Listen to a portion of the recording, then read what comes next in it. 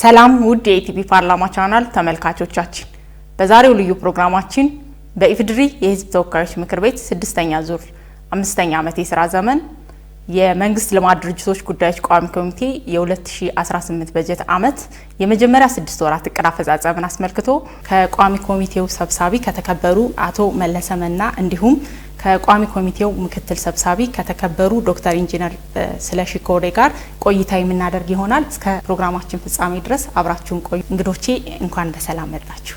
እንኳን ደህና ቆያችሁ። የመጀመሪያው ጥያቄያችን የኢኮኖሚ ማሻሻያ አካል የሆነውና 41 ተቀጽላ ድርጅቶችን በስሩ የሚያስተዳድረው የኢትዮጵያ ኢንቨስትመንት ሆልዲንግስ ውጤታማ እንዲሆን የቋሚ ኮሚቴው ክትትልና ቁጥጥር ምን ይመስላል? ከተከበሩ አቶ መለስ ልጀምር። ኢትዮጵያ ኢቢሲ ፓርላማ ቻናል ተከፍቶ ወደዚህ መድረክ ስንመጣ የመጀመሪያ ነው። ስለዚህ ምክር ቤታችን ምን ያህል እያደገ እንደሆነም ጭምር የሚያሳይ ነው እና ከህዝብ ጋር ያለውን ግንኙነት ቀረቤታውን ለማጠናከር ይህ ፕሮግራም እውን ማድረጉ ትልቅ ተስፋ የሚሰጥ ነው። አይ ቲንክ ምክር ቤቱ ትልቅ ምስጋና ይገባዋል እና ከመረጠው ህዝብ ጋር በቀላል ለመገናኘት የሚያስችል እድል ፈጥሮናል እና በጣም ደስተኛ ነኝ። ወደ ጥያቄሽ ስመጣ ያው የኢትዮጵያ ህገ መንግስት አንቀጽ 55 እንዲሁም በምክር ቤቱ የአሰራርና አባላት ስነ ምግባር ደንብ 6/2008 በወጣው ምክር ቤቱ የመንግስት አንዱ አካል ትልቁ ኃላፊነትና ተልዕኮ የተሰጠው ምክር ቤት ነው። ይህ ምክር ቤት በርካታ ተግባራቶች ቢኖርም እንኳን 4 ዋና ዋና ተግባሮች አሉ። አንደኛው ህግ ማውጣት ነው። ለሀገሪቷ ለህዝቦቿ የሚበጀውን ህዝብ ወደፊት ሊመጣ የሚችለውንም ጭምር ያለመ እንዲሁም አሁን በስራ ሂደት እየተፈጠሩ ያሉ ችግሮችን ለማረም የሚያስችል ህግ ያወጣል። ምክር ቤቱ ይህንን ተከትሎ ከኛ መንግስት ልማት ድርጅቶችም አንጻር አዋጅ ቁጥር 13/14/2016 ላይ ብቁ አዋጅ አውጥቷል።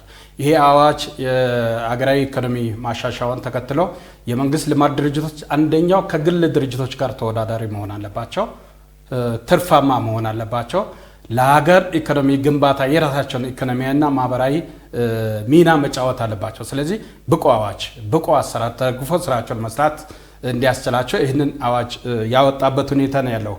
አዋጁ የተለያዩ አሰራሮችን ይዞ መጥቷል። አንደኛው የአሰራር ውጤታማነታቸውና ቅልጥፍናቸውን ማሻሻል። የመንግስት ልማት ድርጅቶች ናቸው፣ ቢዝነስ ነው የሚሰሩት። ስለዚህ በአሰራር ተግዞ ፈጣን ውጤት ሊያመጣ የሚችል ስራ እንዲሰሩ እድል የሚሰጥ ነው። ሁለተኛ የፋይናንስ አቋማቸውን የሚያሻሽል በየጊዜው ኦዲት የሚደረጉት ኦዲት ሪፖርቱ ይፋ የሚደረግበት የሚሰበሰቡ ሂሳቦች በጊዜ እንዲሰበሰቡ እና የፋይናንስ አቋማቸውና የተቋም አቋማቸውን በየጊዜው እየፈተሹ እንዲሄዱ የሚያስችል እድል የሚሰጥ አዋጅ ነው። ከዛ ውጪ የኮርፖሬት አስተዳደር ስርዓትንም ጭምር እድል የሚሰጥና አገራዊ ሀብትን አስተዋጽኦ ሊያሳድግ የሚችል አዋጅ የወጣበት ሁኔታ ነው ያለው። ሁለተኛው የክትትልና ቁጥጥር ስራ ነው። በምክር ቤታችን 13 ቋሚ ኮሚቴዎች አሉ። ከዚህ ውስጥ የመንግስት ልማት ድርጅቶች አንዱ ነው። በመላ ሀገሪቷ የሚገኙ 41 የመንግስት ልማት ድርጅቶችን መከታተልና መቆጣጠር ነው። አንደኛው አመታዊ እቅዳቸውን እንወስዳለን፣ እንገመገማለን። ያንን እቅድ ተከትሎ ያ ተቋም ወደፊት ምን ያህል ሊያስፈጥር የሚያስችል አቅም ያለው እቅድ አዘጋጅቷል ብለን ዲቴል እንገመገማለን። ስለዚህ የተቀመጡ ዋና ዋና ግቦች፣ የሚጠበቁ ውጤቶች እና የክትትልና ቁጥጥር አግባባቸውንም ጭምር የምንከታተልበት ሁኔታ ነው ያለው። ይሄ በተለያየ መንገድ ይፈጸማል። አንደኛው ወደዚህ ምክር ቤት ጠርተን ፊት ለፊት የምንገመገምበት ሁኔታ ነው ያለው። ሁለተኛው የከተማ ላይ መስክ በሁለት መንገድ ይፈጸማል። አንደኛው መደበኛ የከተማ መስክ አለን። ሁለተኛ ድንገተኛ ሳያስቡ ደርሶ ክትትልና ቁጥጥር ማድረግ አለ። ከዛ ውጭ ደግሞ በክልል ላይ ወርደን እያንዳንዱ የመንግስት ልማት ድርጅቶች የሚሰሩበት ኢንቫይሮንመንት የምናይበትና አጠቃላይ ከተሰጧቸው ተልእኮዎች አንጻር አፈጻጸማቸውን የምንገመገምበት ሁኔታ ነው ያለው። ስለዚህ ያለፈ 6 ወር አፈጻጸማችን ስንገመገም ስራችን እጅግ በጣም ውጤታማ በክልሎች ላይ ደቡብ ላይ ኦሮሚያ ላይ ወርደን ያየንበት ከዚህም አልፈን ክረምቱ ላይ ደግሞ የተለያዩ ክልሎች ላይ ወርደን ያየንበት ክትትልና ቁጥጥር ያደረግንበት ይህንን ተከትሎ ጠንካራ ግብረ መልስ በነፍ በአካልም በጽሁፍም እየሰጠንበት ሁኔታ ነው ያለው። ስለዚህ ክትትልና ቁጥጥር ስራችን እጅግ በጣም ጤናማ የመንግስት ልማት ድርጅቶችም ወደ ውጤት እየመጡ ያሉበት ሁኔታ ለማረጋገጥ ችለናል ማለት ነው። ሶስተኛው የህዝብ ውክልና ስራ ነው።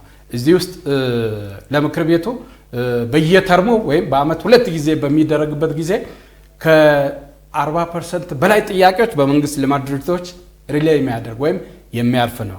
ስለዚህ የመንግስት ልማት ድርጅቶች የህዝብ የመጣውን ጥያቄ ከተከበረው ምክር ቤት አባላት የመጡ ጥያቄዎችን በሚገባ ገምግመን ለመንግስት ልማት ድርጅቶች የምንሰጥበት ሁኔታ ነው ያለው። እነሱ ደግሞ ተቀብሎ የህዝብን ጥያቄ ዲቴይል አይተው በየክልሉ በየምርጫ ክልሎችም ጭምር ጥያቄዎችን ስፕሊት አድርጎ የተመለሱ ጥያቄዎች 1 2 3 4 ብለው የሚመለሱበት በሂደት ላይ ያሉ ጥያቄዎችን ደግሞ እነዚህ ጥያቄዎች በዚህ ምርጫ ክልል በሂደት ላይ ያሉ ጉዳዮች ናቸው። ደግሞ የማይመለከታቸው ጥያቄዎች ሲኖሩ እነዚህ የማይመለከቱ ጥያቄዎች ወይም በታችኛው እርከን ምላሽ ሊሰጡ የሚገቡ ጥያቄዎች ናቸው ብለው የሚመለሱበት ሁኔታ ነው ያለው። ስለዚህ በህዝብ ውክልና ስራም ለምክር ቤቱ ከሚቀርበው ከ40% በላይ ለመንግስት ልማት ድርጅቶች የሚቀርብበትና እነሱም ጥያቄውን ተቀብለው ለህዝብ ጥያቄ ከበረታ ሰጥተው የሚመለሱበት ሁኔታ ነው ያለው። አራተኛው ፓርላማ ዲፕሎማሲ ነው።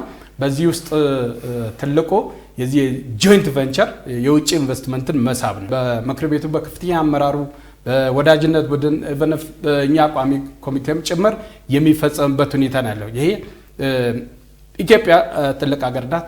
በርካታ ሀብት ነው ያላት። ይሄንን ሀብት በአግባቡ መጠቀም አለባት፣ መሸጥ አለባት።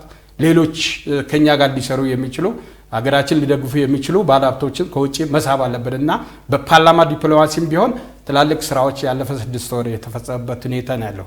ስለዚህ እነዚህ ስራዎች መስራት በመንግስት ልማት ድርጅቶች ምን ለውጥ አመጣ ብለን ስንገመግም አንደኛው ከገቢ አንጻር ነው የሚመዘነው።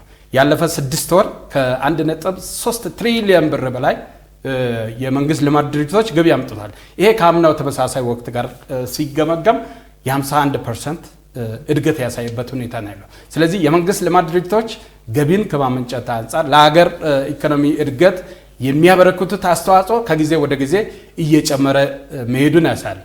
2017 አፈጻጸማቸውን ስንገመገም የአመት አፈጻጸማቸው የገቢ አቅማቸው ሲታይ የአመቱ 2 ትሪሊየን ነው።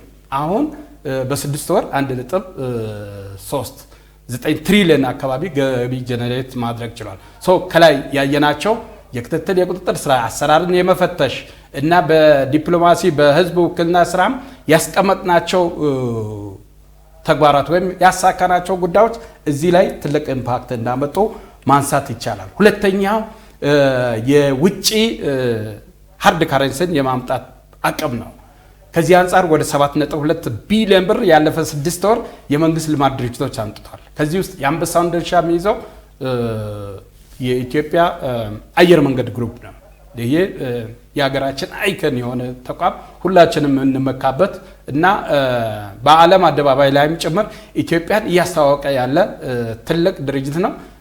ከዚህ አልፎም ደግሞ ትልቁን የውጭ ምንዛሪ በማምጣት ረገድ ትልቅ አስተዋጽኦ አለው። ከ4 ቢሊዮን ብር በላይ ከላይ ከተገኘው ከ7.2 ቢሊዮን ውስጥ ያመጣው የኢትዮጵያ አየር መንገድ ነው። ሁለተኛው የኢትዮጵያ ንግድ ባንክ ነው። እሱም ከ2 ቢሊዮን ብር በላይ የውጭ ምንዛሪ ያመጣበት ሁኔታ ነው ያለው። ሌላው ሶስተኛው በጣም የሚለካበት የመንግስት ልማት ድርጅቶች አቅማቸው ዋና የሚለካበት የውጭ ወይም ፎሬን ዳይሬክት ኢንቨስትመንትን ከማሳብ አንጻር ነው። ያለፈ 6 ወር ወደ 3.19 ቢሊዮን ዶላር የሚገመት የውጭ ኢንቨስትመንት ያመጡበት ሁኔታ ነው ያለው። ያለፈ 6 ወር 206 ቢሊዮን አካባቢ የመንግስትን ግብር እነዚህ የልማት ድርጅቶች የከፈሉበት ሁኔታ ነው። በጣም ትላልቅ ጃይንት የሚባል የመንግስት ግብር የሚያስከፍሉ ናቸው። ከ100 ቢሊዮን ብር በላይ ያስገቡ የልማት ድርጅቶች አሉ። ኦልሞስት ሲታይ አፈጻጸማቸው እጅግ በጣም ጤናማ 22 የመንግስት ልማት ድርጅቶች ከ100 ቢሊዮን ብር በላይ የከፈሉበትና ትልቁ ተሸላሚ በፕላቲኒየም በብር እና በወርቅም ጭምር የሚሸለሙ የመንግስት ልማት ድርጅቶች እንደሆነ ያሳያል። ከዚህ ውጪ የሶሻል ሪስፖንሲቢሊቲ ከመወጣት አንፃርም ትልቅ አስተዋጽኦ አድርጓል። ሰውኛን ባህሪ በመላበስ በእያንዳንዱ አካባቢ የትምህርት ቤት ለተማሪዎች ደብተር፣ አረጋውያን ቤት በመስራት እና አየር መንገድ በጣም ዕውቅ የሆኑ የሀገር ባለውለታዎችም ጭምር በታመሙ ጊዜ የውጭ ሕክምና እድል ሲያገኙ ቲኬት በመስጠት ረገድ ትልቅ ሚና ተጫውቷልና ማህበራዊ ኃላፊነትን ወደ ታች ወርዶ በአረንጓዴ አሻራ በመሰል ጉዳዮች በመስራት ረገድ ሚናቸው ትልቅ ነው ብለው መውሰድ ይቻላል። አገራዊ ኢኮኖሚ ሪፎርም ማሻሻያውን ተከትለው በመንግስት ደረጃ የተወሰደው ማሻሻያ ፕሮግራም በመንግስት ልማት ድርጅቶች ትልቅ ሚና ተጫውቷል። አይ ቲንክ ለወደፊት ትውልድም ጭምር ሊሆን የሚችል ሀብት ወደ ማሰባሰብ የገባበትና ከኪሳራ መንገድ የወጡበት የአመራር ዘያቸው ተቀይረው ፕሮፊት ለመስራት የሚያስችል በአስተሳሰብም ጭምር የተጸነሰበት ሁኔታ ነው ያለው። ስለዚህ የመንግስት ልማት ድርጅቶች የተያዙበት መንገድ እና መንግስት ያስቀመጠውን አቅጣጫ ተከትሎ በመስራት ረገድ ትልቅ ሚና አላቸው። ምክር ቤቱም ይህንን ኃላፊነት በመወጣት ረገድ ያለፈ 6 ወር አፈጻጸመው አመርቂ ነው ብለው መውሰድ ይቻላል። የመንግስት ልማት ድርጅቶች በዓለም አቀፍ ደረጃ ተወዳዳሪ እንዲሆኑ በፖሊሲ በአደረጃጀትና በአሰራር እንዲደገፉ ከማድረግ አንጻር ቋሚ ኮሚቴው ምን ሚና ነበር? ኢአይኤች አሁን የመንግስት የልማት ድርጅት ሆኖ በባለቤትነት ሁሉንም ልማት ድርጅቶች ይዟል። ከዚህ ቀደም የመንግስት ይዞታና አስተዳደር ውስጥ ነበር የነበሩትና ግን ከይዞታና አስተዳደሩን ከመከታተል ባለፈ መንግስት በባለቤትነት እንዲያስተዳድራቸው በመጀመሪያ 9 የመንግስት ይዞታ አስተዳደር ፕሪያ ላይ ነበሩ። ከኋላ ግን ሁሉም ወደ ኢአይኤች ተሰብስበው 5 ስኳር ፋብሪካዎች ራሳቸውን ችለው ወጥተው ሌሎቹ በስኳር ግሩፕ ውስጥ ሆነው ወደ 41 የሚጠጉ የልማት ድርጅቶች ናቸውና እንግዲህ ባህሪያቸው በጣም የተለያየ ነው። እንዳየነው ከአየር መንገድ ከፍተኛ ገቢ እንቅስቃሴ ተወዳዳሪ በአፍሪካም በዓለምም ብለው ካለው ድረስ እንግዲህ በጣም ቻሌንጅ ውስጥ ያሉት የማዕድን ኮርፖሬሽን ጭምር የሚደርሱ ነው። በዚህ ሁለት ጫፍ ውስጥ ናቸው ያሉት። ይሄን ደግሞ ሰብሰብ አድርጎ በአሰራር በአደረጃጀትና ተወዳዳሪነትን ከማጎናጸፍ አንፃር ኢአይኤች እየሰራበት ያለው አግባብ በእኛም በክትትል ቁጥጥራችን ስራ የምንሰራበት ነው ያለውና አሁን ዓለም አቀፍ ተወዳዳሪ ከመሆን አንፃር እንግዲህ ትልቁ አየር መንገድ ተጠቃሽ ነው። በዛም ባለፈ ደግሞ በቅርቡ የናቹራል ጋስ ማምረት ስራ ላይ ነዳጅ ምርት ላይ ከዳንጎቴ ጋር አብሮ በመሆን የኢትዮጵያ ኢንቨስትመንት ሆልዲንግ ድርሻም ጭምራል። ስለዚህ ዳንጎቴ በሲሚንቶ በናይጄሪያም ታዋቂ ባለሀብት ነው። አገር ውስጥ ገብቶ ባለሀብቶችንም ጭምር አሁን በባለቤትነት ኢአይኤች በሚይዝበት ጊዜ እንግዲህ ተወዳዳሪነቱ ከግሉ ዘርፍ ብቻ ሳይሆን ከዓለም አቀፍ ጭምር ውድድሩ የሚሆነውና ስለዚህ በጥራት በአቅርቦትና በአሰራር በዛ ልክ የኮርፖሬት ገቨርናንስም አመራርም በዛ ልክ መሆን አለበትና በእያንዳንዱ ልማት ድርጅቶች ቦርድ አላቸው። ቦርዶችም በዛ ልክ መደገፍ እንዲችሉ ቀደም እንደተጠቀሰው አዋጁ ላይ ብዙ ቦርድ ላይ የተወሰኑ ሰዎች ከሚኖሩ ልክ በጣም ኃላፊነታቸውን እንዲወጡ ተወዳዳሪም እንዲሆኑ የቦርድ ስምሪቱ በአዋጁ ልክ መሆን አለበት የሚል ክትልም ስራ እንሰራለንና ከዓለም አቀፍ ተወዳዳሪነት አንፃር በአሰራር ባድራጅ ልምዶችን ኢአይኤች ጭምር እየቀሰመ እየመጣ ነው አሁን ያለው። ግን ሰፊ ስራ ይፈልጋሉ። ጅምሮቹ ጥሩ ናቸው። ስለዚህ እነዚህ ሁለት ጫፍ ላይ ያሉትን ተቋሞችን ይዞ ባላንስ አድርጎ ወደፊት አብሮ ሊንክ አድርጎ በሚሰራበት ጊዜ የኦዲት ሪፖርቱ ጭምር በአንድ ነው የሚወጣው የነዚህ 41 ተቋማት ማለት ነው። ስለዚህ ትልቅ ፈተና ነው የሚሆነው ማለት ነው። ስለዚህ ከታች ያሉ ቤዚክ ስራዎችን ሰርቶ ተወዳዳሪ ለመሆን ልምዶችን ጭምር ሄደው ጎብኝተው አይተው ባለሀብቶችንም የመሳብ ስራ ጭምር እየሰሩ የዓለም አቀፍ ልምድም ከራስም ተሞክሮ በተለይ የሆም ግሮን ኢኮኖሚ ላይና የማክሮ ኢኮኖሚ ሪፎርሙን ተከትለው ውጤታማ እንዲሆኑ ስትራቴጂና ሮድ ማፓቸው ከዛ የተቀዳ ነውና በዛ ረገድ ለመንግስት ትርፍ ድርሻ የሚሰጡ የልማት ድርጅቶች አሉ። አብዛኛዎቹ ይሰጣሉ። ሙሉ በሙሉ በመባል እንደ መብራት አገልግሎት አይነቶች አይሰጡም የትርፍ ድርሻ። ለምን ቢባል ለህብረተሰቡ አገልግሎቱን የበለጠ ተደራሽ እንዲያደርጉ ወደ ኢንቨስትመንት እንዲያስገቡበት ነውና በግብርም በሌላም አሰራር በዛ ናቸው። የትርፍ ድርሻንም ከመስጠት አንፃር አብዛኛዎቹ በጥሩ ሁኔታ ነው የሚገኙትና ስለዚህ ተወዳዳሪነታቸው ፊት ለፊት ያሉ አሉ፣ መሀል ላይ ያሉ አሉ፣ ዝቅ ብሎ ያሉ አሉና እኛ እንደ ቋሚ ኮሚቴ ከአዲስ አበባ ዩኒቨርሲቲ ጋር ሆነን በዚህ ዙሪያ ላይ ጥናት ጭምር እየሰራ ነው። ጥናቱ ወደ መውጣት ጭምር እየደረሰ ነው። እነዚህ ነገሮች ደግሞ የበለጠ አቅጣጫ ይዘው ውጤታማ እንዲሆኑ ድጋፍ ለማድረግ በሚያስችል ሁኔታ ላይ ነው ያለነው። የመንግስት የልማት ድርጅቶች ከመሰረተ ልማት ዝርጋታና ከዜጎች የስራ ዕድል ፈጠራ አንጻር ምን ተግባራትን አከናወኑ? በአገሪቷ ኢኮኖሚ እድገት ውስጥ የልማት ድርጅቶች ድርሻ እጅግ በጣም ከፍተኛ ነው። ለዜጎች ባሉባቸው አካባቢዎች ላይ የስራ እድል መፍጠር አንዱ ትልቁ ተልዕኮ ተደርጎ ተሰጥቷቸዋል። ከዚህ አንጻር ያለፈ 6 ወር አፈጻጸም ስንገመግም 24409 አካባቢ ለሚደርሱ ዜጎች የስራ እድል የተፈጠረበት ሁኔታ ነው። ይሄ ከእቅድ አፈጻጸማቸው አንጻር 107% አካባቢ የደረሰበት ሁኔታ ነው ያለው።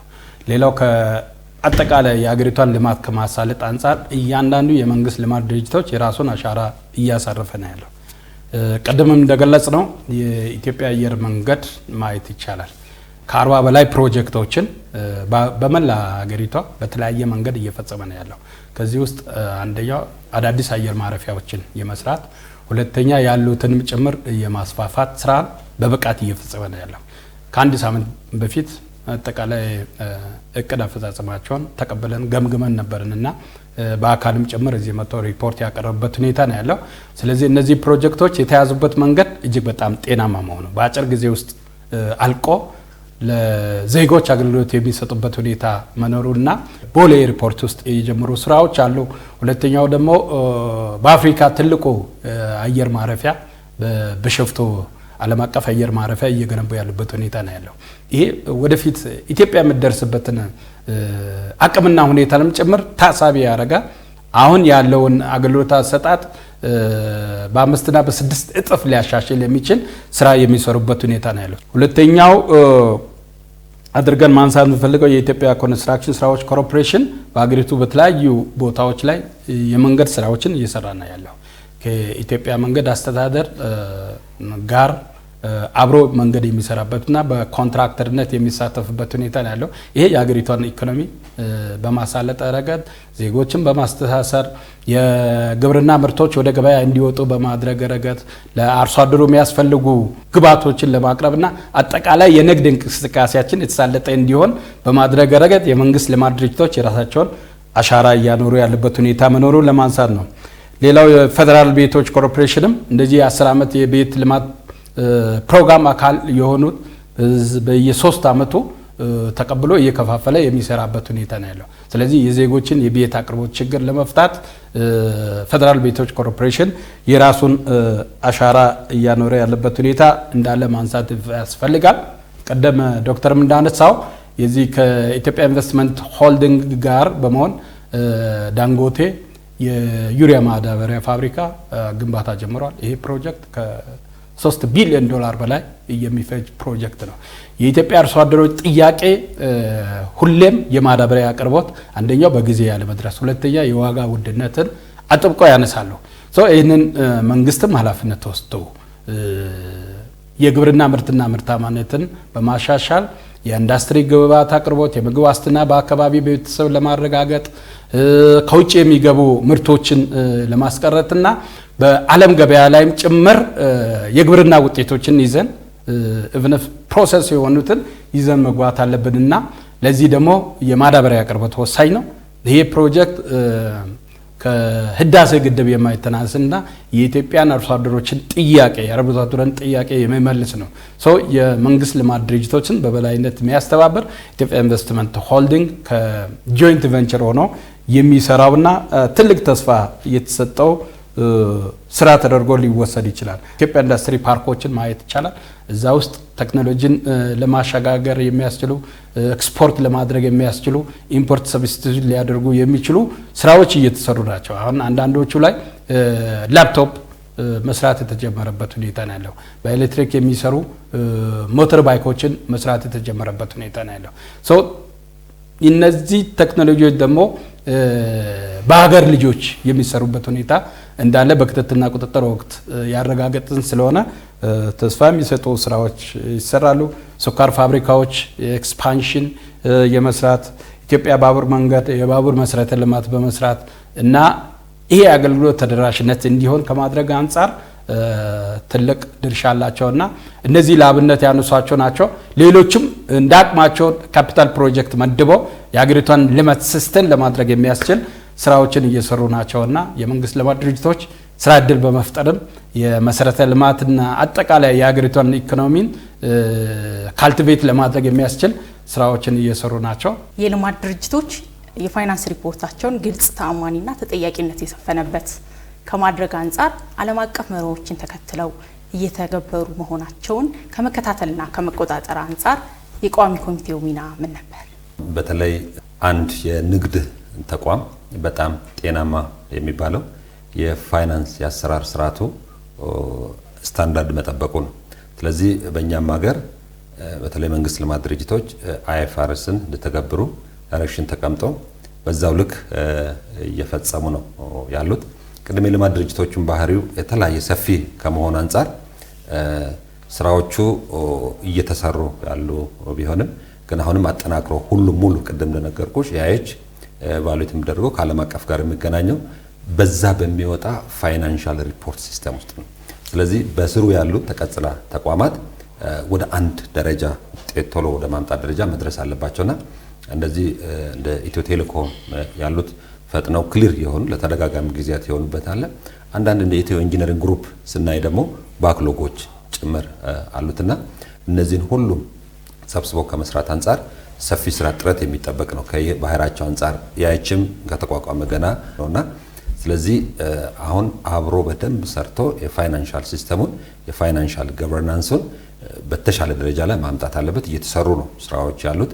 ፊት ለፊት ያሉ ልማት ድርጅቶች አሉ። በዛው ልክ ደግሞ እየመጡ ያሉ አሉና አሁን ወደ ሆቴሎች አካባቢ ልዩ ትኩረት መስጠት ያስፈልጋል።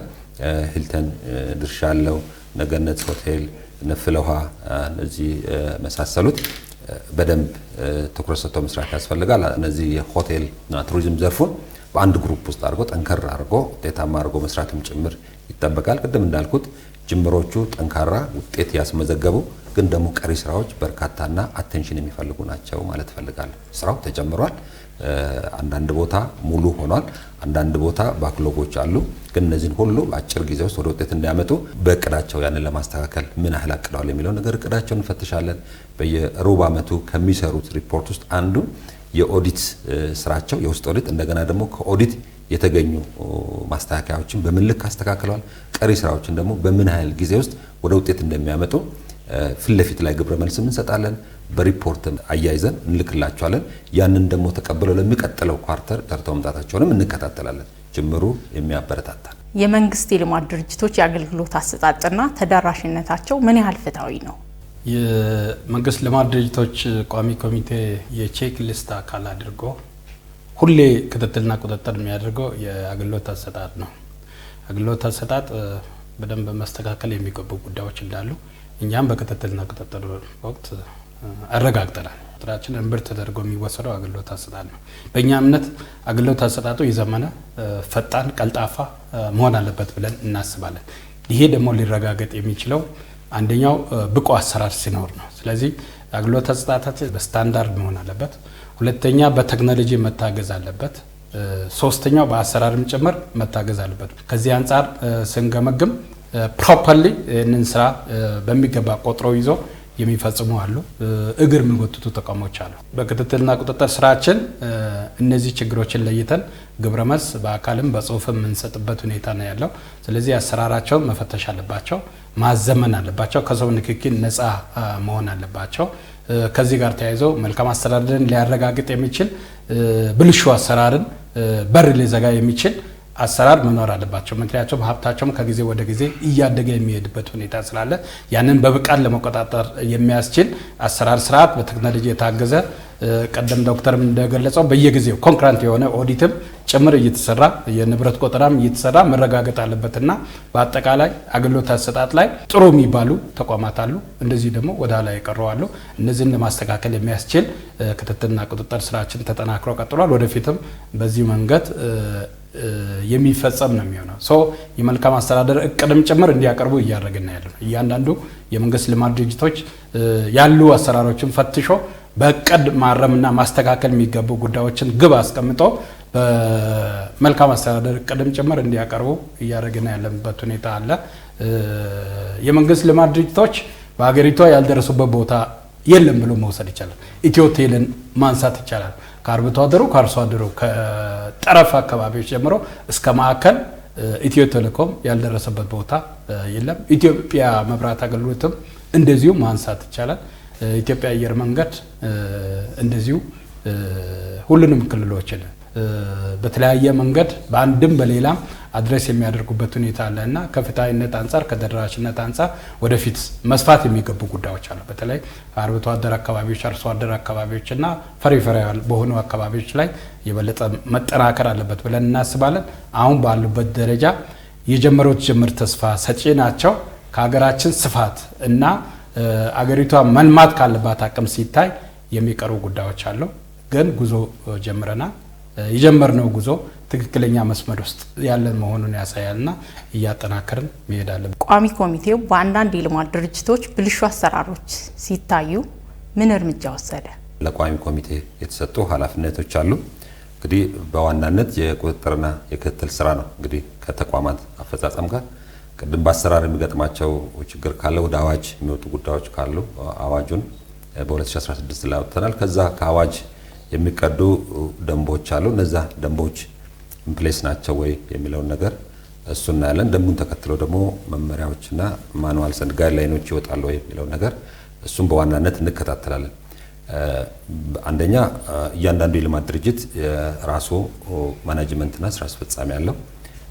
በዛው ልክ ደግሞ ስራውን የሚሰራ ሰራተኛ አለው። እንደገና ደግሞ በበላይ የሚቆጣጠር የመንግስት አደራ እየወሰደ ቦርድ አለው ያንዳንዱ። ስለዚህ ያንዳንዳቸው ቦርድ አለ። ያይችም እነዚህ ነገሮች ደግሞ ይከታተላል። ያንዳንዱን ሪፖርቶች ወስዶ ይከታተላል። ከዛ አስቀጥል ያይች ራሱ ደግሞ ቦርድ አለ። በያይች ደንብ ላይ በተሰጠው ስልጣን ላይ በዛ ደንብ ላይ እንግዲህ ጠቅላይ ሚኒስትሩ ጭምር ናቸው ቦርዱ ሰብሳቢና ምን ያህል ትኩረትና አቴንሽን እንደተሰጠው በዛ ልክ ማየት ይቻላል። ቦርዱ ይሄን ተከትሎ ብዙ ቦርዶች ላይ ልማት ድርጅቶች ላይ ሀብት የሚያመነጩ ከመሆናቸው የተነሳ በሀገሪቱ ደረጃ የማክሮ ኢኮኖሚ ቲሙን የሚመሩ በተለያዩ ቦርዶች ኃላፊነት አድርገው ትልቅ ድጋፍ እየሰጡ ነው። እንግዲህ በዋናነት በቅርበት መከታተል አለባቸው። እኛ ችግር ያለባቸው ተቋማት እንዲስተካከሉ የምናደርጋቸው ስራዎች አሉ። እንግዲህ ከዚህ ከማዕድን ኮርፖሬሽን አንፃር በተደጋጋሚ በከተማ መስክ ጭምር ሄደን አሰራሮቻቸው በተሻለ ደረጃ እንዲያደርጉ ሪፎርም የበለጠ እንደሚያስፈልጋቸው ይሄን እንግዲህ በጊዜ የመንገርም ጭምር ስራዎችን እንሰራለን። ፒሃ በሚፈርስበት ጊዜ 8 ተቋማት ወደ ኤአይ ሲሄዱ የዕዳና ሀብት ኮርፖሬሽን በገንዘብ ሚኒስቴር ውስጥ ያለ መንግስት ልማት ድርጅት ነው። አሁን ባለበት ሲቋቋም ዕዳና ሀብት ነበረው።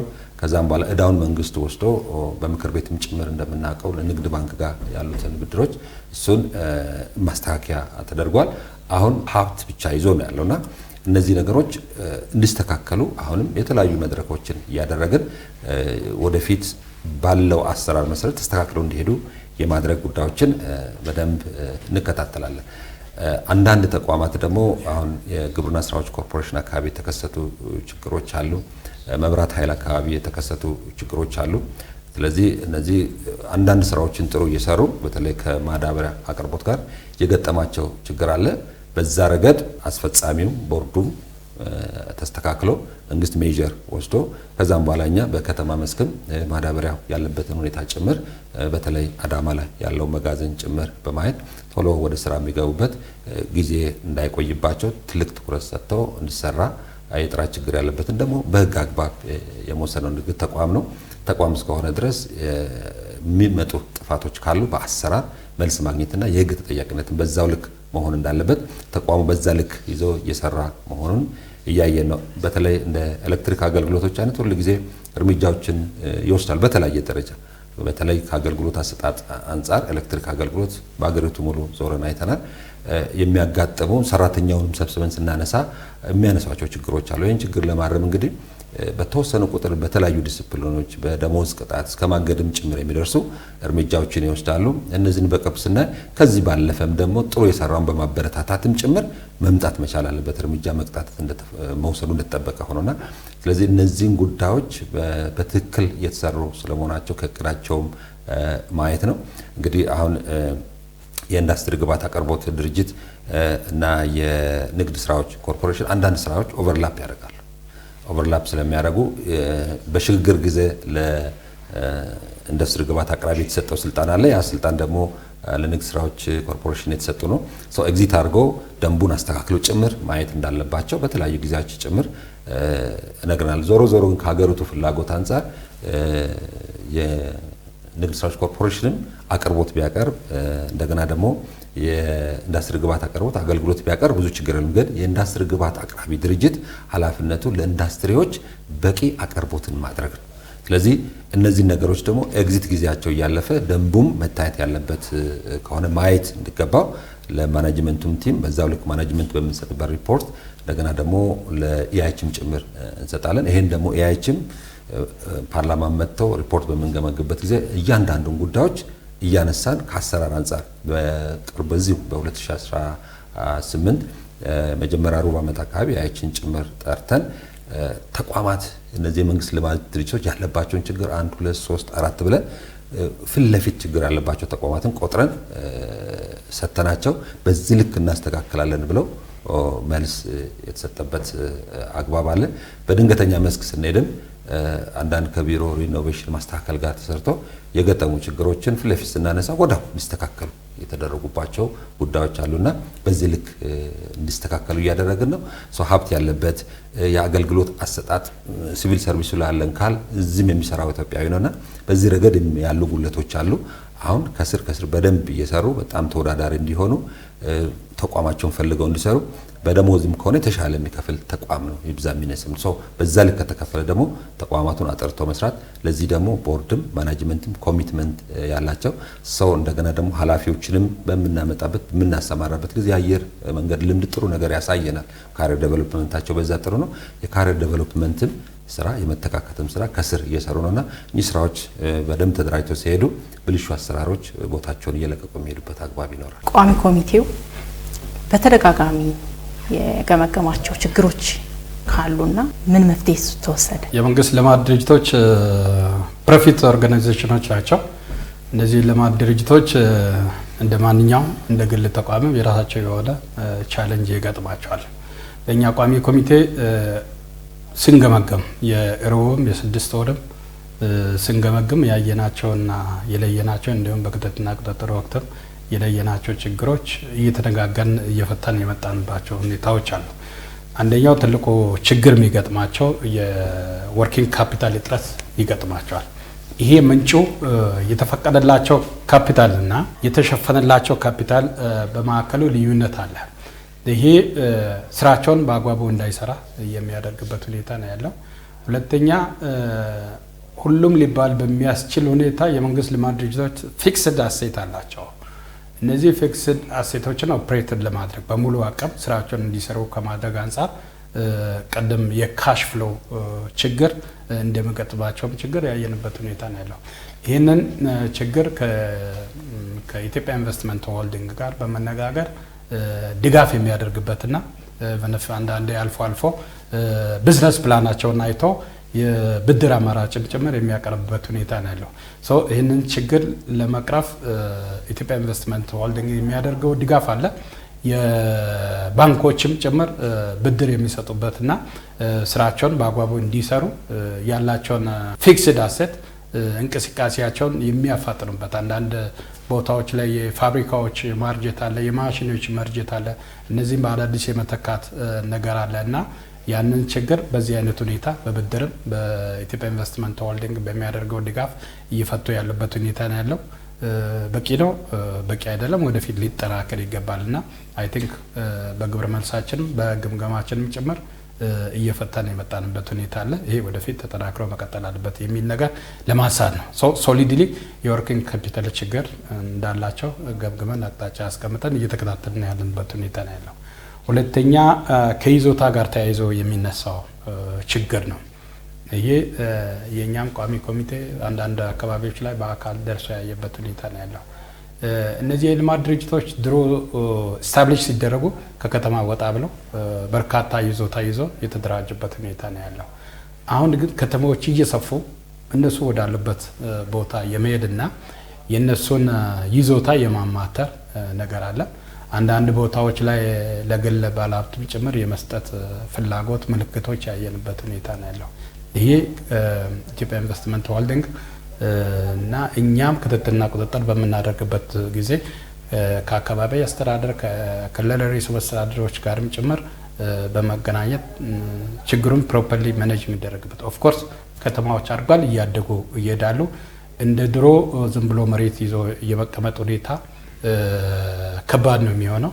ግን ከከተማዎች እድገት ጋር ራሳቸውን እንዲያላምዱና እዛ አካባቢ የሚፈለጉ ኢንቨስትመንቶችን በፍጥነት እንዲሰሩ የአካባቢውን ውበት የጠበቀ ስራ እንዲሰሩ ዲዛይን የጠበቀ ስራ እንዲሰሩ በእኛ በኩል ድጋፍ እየተደረገ ነው ያለው። ግን አንድ መሰመር ያለበት እነዚህ የልማት ድርጅቶች የኢትዮጵያ ብሔር ብሔረሰቦች ሀብቶች ናቸው። ለመጪ ትውልድም ጭምር መሸጋገር አለባቸውና አሁን ይዘውታቸው የሚወሰድ ከሆነ እድገታቸውን እናቀጭጫለን። ፕላስ ቀደም በመግቢያም እንደገለጽኩት ሶቨርን ዌልዝ የሚባለው ለትውልድ የሚተርፍ ሀብት የማካበት ነገር አደጋ ውስጥ ይገባል። የክልል መንግስታትም አካባቢ አስተዳደርም እነዚህ ሀብቶች የኢትዮጵያን ብሔር ብሔረሰቦች ሀብቶች ስለሆኑ መጠበቅ አለባቸው። ድጋፍ ሊደረግላቸው ይገባል። የመንግስት ልማት ድርጅቶችም የአካባቢን እድገት በማስተጓጎል ሁኔታ ራሳቸው ከኤንቫይሮንመንት ጋር ማላመድ አለባቸው፣ ኢንቨስት ሊያደርጉ ይገባል እና በሁለቱም በኩል ተቀራርቦ መስራት ሁኔታ ሊፈጠር ይገባል። አሁን ተቀራርቦ በመስራት ረገድ ፌደራል ቤቶች ኮርፖሬሽን በጣም አፕሪሺየት እናደርጋለን። የአዲስ አበባ ከተማ አስተዳደርም በዚሁ ልክ ተቀራይቶ በሰጥቶ መቀበል መሪ የከተማው ልማትንም እያፋጠኑ የራሳቸውንም ፖዚቲቭ አድቫንቴጅ ጠብቆ የሚሰሩበት ሁኔታ ነው ያለው። የከተማው ልማትም እየተፋጠነ የመንግስት ልማት ድርጅቶቻቸውም ሪሶርሳቸውን በአግባቡ ጠብቆ ለወደፊት ትውልድም ጭምር ለማሸጋገር የሚደረገው ጥረት አለ እና ተቀናጅቶ ተቀራርቦ መስራት አለባቸው። የሀገር ሀብት መሆናቸውን የአካባቢ መስተዳድሮች በሚገባ ማወቅ አለባቸውና በመተጋገዝ እጅ ላይ ተያይዘን አገራችን መቀየር አለብንና ይሄ ደግሞ ዝም ብሎ የሚመጣ አይደለም። 50-50 በመሄድም ጭምር ከዛም አለፍ ብለው በመሄድ ጭምር የሚፈጸም ስለሆነ ይዞታቸውን በማስጠበቅ እንዲያለሙ እድል በመስጠት ትልቅ ስራ መሰራት አለበት ብለን እናስባለን። የኛ ክትትልና ቁጥጥር እምብርት ተደርጎም ጭምር የሚወሰድ ስለሆነ ይዞታቸው አካባቢ የሚነሱ ጭቅጭቆች፣ አለመግባባቶች ፖዚቲቭሊ መፍታት አለብንና ያለችን አንድ ሀገር ናት። ሁላችንም የምንሰራው ለሷ ነውና ይሄ ደግሞ በመግባባት እና በመወያየት የሚፈታ ስለሆነ ይህንን ተቀበሎ ተግባራዊ ማድረግ አለባቸው። ሶስተኛው አንዳንድ የልማት ድርጅቶች አካባቢ የሚታየው የመሽኖች ጊዜ ያለፈባቸው የመሆን በሚፈለገው ደረጃ ያለ ማምረት የምርታማነትም ችግር እየታየ እንደሆነ አይተናል። ቀደም በገለጽ ነው በወርኪንግ ካፒታል የተፈቀደ ካፒታላቸውን በመስጠት እና በብድርም ጭምር እነዚህ አሁን ያለውን ቴክኖሎጂ የሚመጥን ስራ መሰራት አለበት። ማሽኖች አካባቢና ቴክኖሎጂ አካባቢ የሚገጥማቸው ተግዳሮቶች አሉ። እነዚህን ከኢትዮጵያ ኢንቨስትመንት ሆልዲንግ ጋር በመነጋገር መፈታት አለባቸው ብለን አለበለዚያ ተወዳዳሪ መሆን አይችሉም። ኤፊሺየንሲያቸው በጣም የወረደ ነው። ውጤታማ ምርታማ እና ትርፋማ መሆን አይችሉምና ይሄ በሚገባ ተፈትሾ መስተካከል አለበት። ሌላው አራተኛው ፒለር ተደርጎ የሚወሰደው አገልግሎት አሰጣጥ አካባቢ ቀደምም እንዳነሳው እዛም የተሻለ ነገር ያሉባቸው የመንግስት ልማት ድርጅቶች አሉ፣ እግር መጎተቱ አሉ። እነዚህ በፍጥነት ማስተካከል አለባቸው።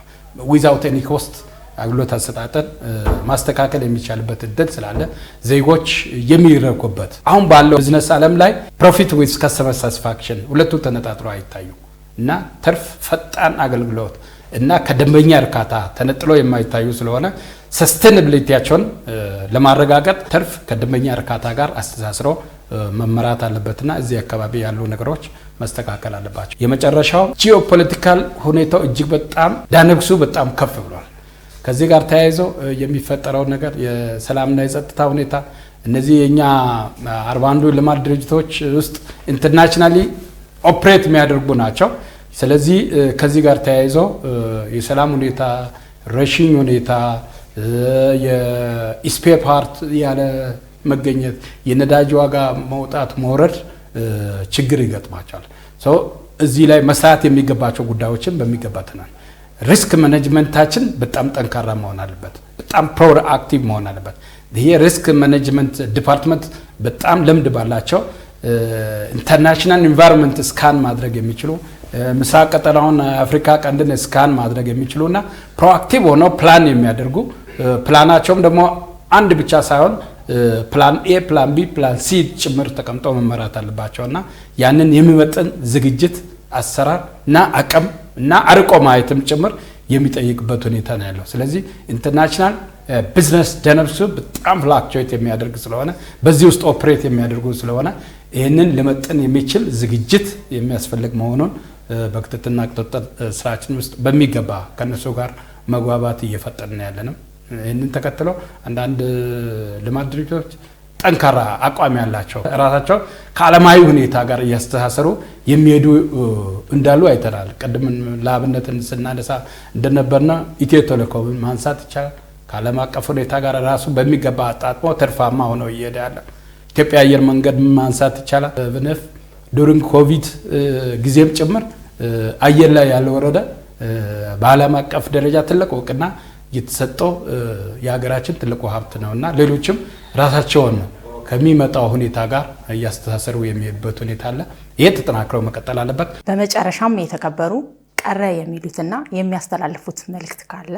በርካታ ነገሮች ተነስተዋል። የመንግስት ልማት ድርጅቶች በኢአይኤች ስር መሆናቸው ትልቅ ሽፍት ነው። የሶቨሬን ዌልዝ ለመፍጠርም ጭምር ታስበው በፊት እንደ ንግድ ተቋም በደንብ የማይታዩ እዛም እዚህም እንደተፈለገ የሚደረግበትን አግባብ ሽፍት አድርጎ የለውጡ አካል ተደርጎ ውጤታማ እንዲሆኑና የመንግስት ልማት ድርጅቶች አንድም መዘንጋት የሌለበት የመንግስት ልማት ድርጅቶች የተባሉበት የአንድ ሳንቲም ሁለት ገጽታ አላቸው። አንደኛ ትርፍ ማምጣት አለባቸው። ሁለተኛ ለህዝቡ ተደራሽ መሆን አለባቸው። እነዚህ ነገሮች እንግዲህ አንድ ላይ ነው የሚይዙት። ስለዚህ ወደ ፕራይቬታይዜሽን ጭምር ስንሄድ ተደራሽ ሆኖ ኤግዞስት ያደረጉ ስራዎች ካሉ እሱን ፕራይቬታይዝ ማድረግ ያስፈልጋል። እንደገና ደግሞ እንደ ውሃ፣ እንደ መብራት፣ እንደ ነዳጅ ያሉ ጉዳዮች በሌሎችም ሀገሮች ተሞክሮስና በተለይ በማደግ ላይ ባሉ ሀገሮች በጣም በመንግስት ስር ተይዘው ክትትል፣ ድጋፍ፣ ቁጥጥር መደረግ ያለባቸው ናቸውና ያ ጥሩ ነው። ኢትዮ ቴሌኮም ኦፕሬተር ጭምር ሆኖ ጥሩ እንቅስቃሴ ነው። ንግድ ባንክ አካባቢ ካየንም ጥሩ እንቅስቃሴዎች ናቸው ያሉትና ስለዚህ ትኩረት ተሰጥተው መስራት በተለይ ባለሀብቶችን ከመሳብ አንጻር ጅምር ስራ ነው። ነዳጅ ላይ የተሞከረውን አይተናል ከዳንጎቴ ጋር እንግዲህ ከናቹራል ጋዝ ወጥቶ ነው ወደ ፈርቲላይዘር ጭምር የምንሄደው። እሱንም ፈርቲላይዘር እነዚህ ነገሮች አቀናጅቶ ለመስራት የተጀመረው እርምጃ ጥሩ ነው። ወርቅ ላይ እንደዚሁም የአይኤች ድርሻ አለው። እሱ ላይ ተጀመረው ጥሩ ነው። አሁን በቅርቡም የግብርና ስራዎች ኮርፖሬሽን እንደዚሁ ባለሀብቶችን በመፈለግ አንዱ ኢንተረስት ያሳየው ዳንጎቴ ጭምር ነው። ስለዚህ የመንግስት ሰፋፊ እርሻዎች መካናይዝድ የመንግስት ልማት ድርጅቶች ለግሉ ዘርፍ ማሳያ ጭምር መሆን አለባቸው።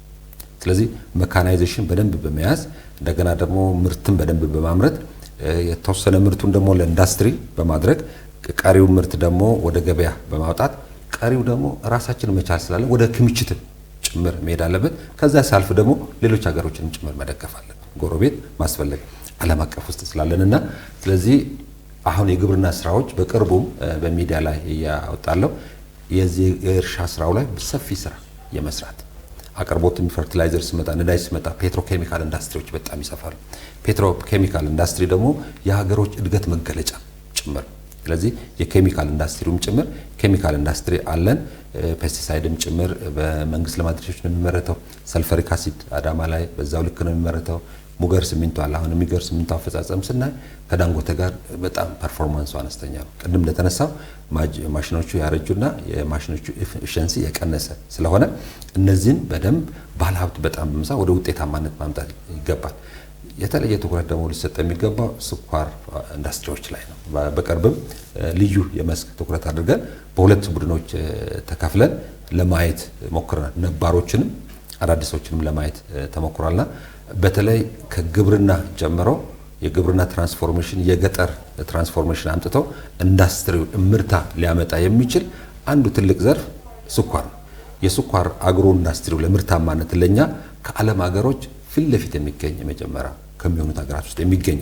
ስለዚህ ይሄ መደላደል ካለን መሬቱ ካለን ውሃው ካለን የሰው ሀብቱ ካለን ወንጂ ስኳር ፋብሪካ መተሃራ ስኳር ፋብሪካ ስናያቸው እየጠቀሙ ልምድ የስኳር ፋብሪካ ልምዱ በዛው ልክ አለን።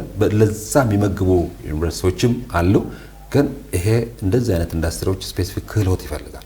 ይሄን ክህሎት ደግሞ ከነባሮቹም ማስለመድ የሌሎች ሀገር የህንድ ተሞክሮዎችንም ጭምር በመቀመር እዛም አካባቢ ትኩረት እየሰጠን አሁን ለራሳችን በዚህ አይነት መደላድል ውስጥ ለሀገር ፍጆታ ኢትዮጵያ ውስጥ ስኳር እያመረትን አይደል። አስፈላጊ ሲሆን ከውጭ እየመጡ ይሄ ታሪክ መለወጥ አለበት። ሌላው ላይ ሽፍት እንዳደረግነው ሁሉ ለአገር ፍጆታ አሟልተን ለውጭም ኤክስፖርት ማድረግ የሚያስችል ፖቴንሻል አለ። ስለዚህ ኢአይኤች እንደ መንግስት ልማት ድርጅት እዚህ ላይ ባለሀብቶችን አምጥቶ ትኩረት ሰጥቶ መሄድ ያስፈልጋል። የኢንዱስትሪው ዘርፍም ደግሞ ለፕራይቬት ሴክተሩ ጭምር እንደ ኬንያ ጎረቤቶቻችን ላይ ብናይ ስኳር ላይ ፕራይቬት ሴክተሩ ብዙ ነው። ስለዚህ አካባቢው ላይ ያለውን ሁኔታዎች ሁሉ አመቻችተው በተለይ ውሃ ስራዎች በተለይ የአርብቶ አደርና የመስኖ ልማት ላይ ስለዚህ የመስኖ ሚኒስተር የመስኖና አርብቶ አደሮች ጉዳዮች ሚኒስተር ይሄ መስኖ ልማቶችን አውታሮችን እዛ አካባቢ የሚሰሩ የመንግስት ልማት ድርጅቶች የሚሆኑ የግል ባለሀብቶች የሚሆኑ እዛ አካባቢ ያሉ አርሶ አደሮችና አርብቶ አደሮች ይሁኑ ይሄን የመስኖ ኢንፍራስትራክቸር ቢጠቀሙ የግብርና እርምታ ላይ ትልቅ ውጤት ስለሚያመጣ ስኳር ማሳያ ነው።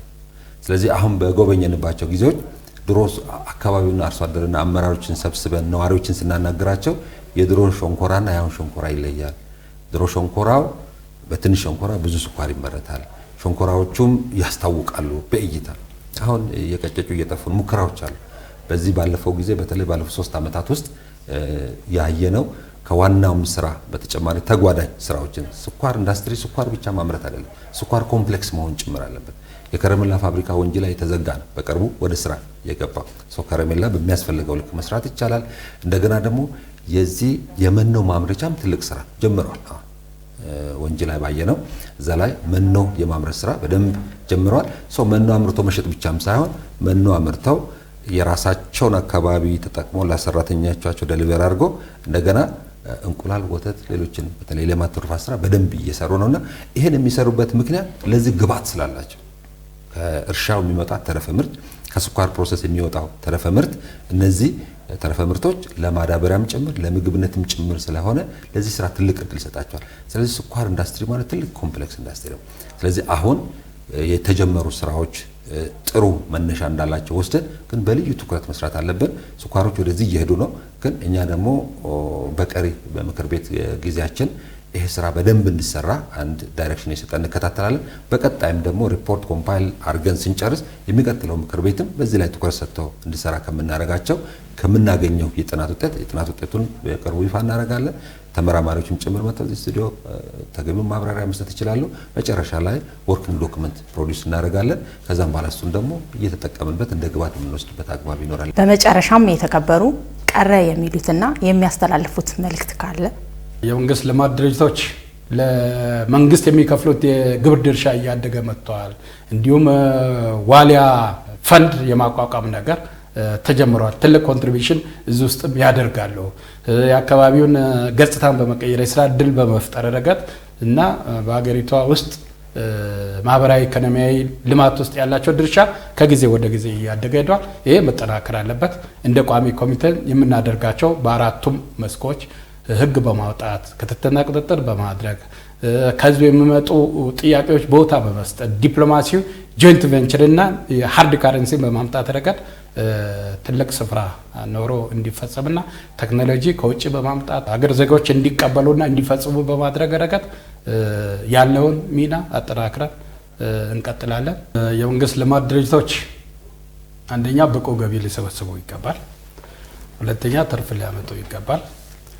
የድርጅቶቻቸውን ዘላቂነት ለማረጋገጥ የሚያስችል ኢንቨስትመንት መስራት አለባቸው። ሶስቱ ጉዳዮች የማይነጣጥሉ ጉዳዮች ስለሆነ እነዚህ ላይ በደንብ መስራት አለባቸው። ክልል መንግስታት እና የአካባቢ አስተዳደር የመንግስት ልማት ድርጅቶች ልክ እንደራሳቸው አይተው ማንከባከብ አለባቸው፣ ማብቃት አለባቸው። እነዚህ ድርጅቶች የኢትዮጵያ ሕዝብ ሀብት ናቸውና በቅርበት ሊታገዙ ሊደገፉ ይገባል። ይዞታቸው አካባቢም የሚነሱ ጉዳዮችን ፖዚቲቭሊ ሃንድል ማድረግ አለባቸው። ኢንቨስት እንዲያደርጉ ጊዜና እድል ሊሰጣቸው ይገባል።